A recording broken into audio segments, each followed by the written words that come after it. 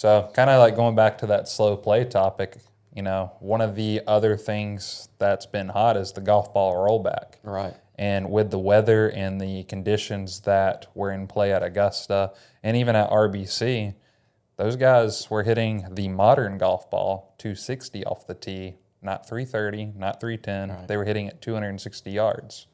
If they had a limited flight ball, and let's say they go from 260 to 240, how much slower would it have been? I say, well, Saturday morning at Augusta, would they have been able to reach the fairway on 18? No, no chance. Because they were barely reaching it in the first place.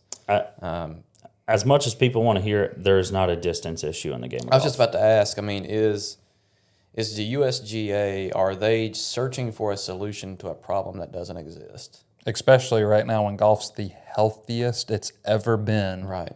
So let's throw up a red flag and try to change everything and just shift this momentum that we have. Well, USGA is not known for making great decisions. So. I was going to say, well, they're known for any time, I think you have to look back to when Webb Simpson won the U.S. Open at Olympia or at an Olympic club. He did it with an anchored putter. What happened a couple years later? Anchor ban. Which anchoring is still going on. You could say fixed point. Still, they did the anchor ban. And then you now have DeChambeau won the U.S. Open a couple of years ago at Winged Foot. And the only topic of that event was how far DeChambeau hit the golf ball. Mm-hmm. And for the first time ever, someone who has chased distance and made that their priority in their game won a major. Yeah. And now they're talking about golf ball rollback. Well, I know Kyle would allude to that one because what did he do really well, Kyle, that week? Putting. Yes, exactly. Yes. He Putting. made everything. No one looks at that part of it, right? No one looks at that part of it. I think that's the part about this topic that's just, you don't hear the two words together, and we've hit on it, is the people that are winning, that are hitting it farther, are the people working out, making a dedicated life decision to chase that distance, Correct. to chase that speed. It's not, I hate to say it this way, but if you're not hitting it far and you're a tour player, unless you have a physical limitation, put in the work. You can get there. Winner this week, Matt Fitzpatrick. Yeah, he's one that has chased that distance. Yeah, for sure. He was on the range last week using one of his speed training tools, right? Jordan Spieth's chasing distance as well. Yeah. If you're going to play that top level of golf, you need to hit it far. Well, it comes down to what we have learned with strokes gained statistics. Correct. When we look at strokes gained statistics, we find out that it doesn't matter really where you hit the golf ball. It's how far you are from the hole. Mm-hmm. If you can get it to the hole, closer to the hole in one stroke, then your chances of scoring from that position are far lower than what they are if you're 100 yards further back. The distance off the tee is the number one predictor in the score you will shoot. Yeah, and I just think they're creating a problem that doesn't exist. Now, that being said, to the everyday golfer, if these manufacturers have to create a golf ball for tour golfers, they're going to have to save money elsewhere.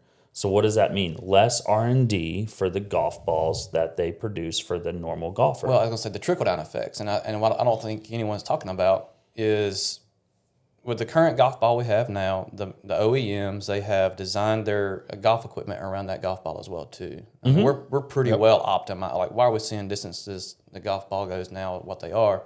We're pretty well optimized. Mm-hmm. The OEMs have had plenty of years of research under this golf ball's rules to figure out the most efficient way to engineer a golf club to hit that golf ball. Yeah. So if they have to develop a new golf ball for the top 1% of the top 1%, what are they also going to have to do for that golf ball? Change the equipment. They're going to have to change the equipment.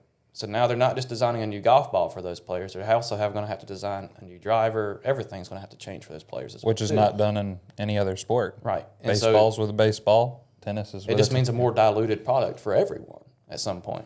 No, for sure. And to piggyback off that, what all these OEMs are going to essentially have to do is say, okay, we have our tour ball. Who all plays the tour ball? Is it just the tour players? Because I think NCAA is going to have to. They're going to have to play because now you're giving kids 6 PGA Tour spots every year.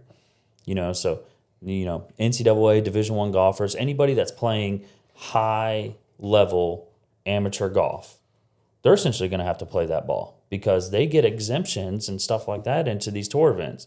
Or you just essentially say, they can play the other ball and just switch to go to tour events. It's like, okay, well now they essentially have no chance. Yeah, I think eventually what would end up happening if the golf ball rollback does happen, eventually everyone will be playing the rolled back golf ball. I know Because OEMs are either going to switch totally to build a new golf ball, or they're just going to say, the hell with it, and continue making the golf balls they've always made.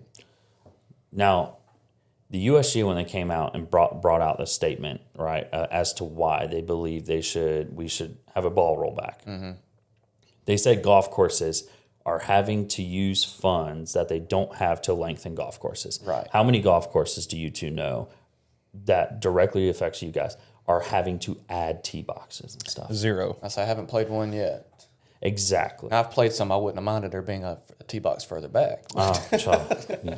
Well, I think On it a hole goes back somewhere here or to there. Caleb does not like to tee it forward.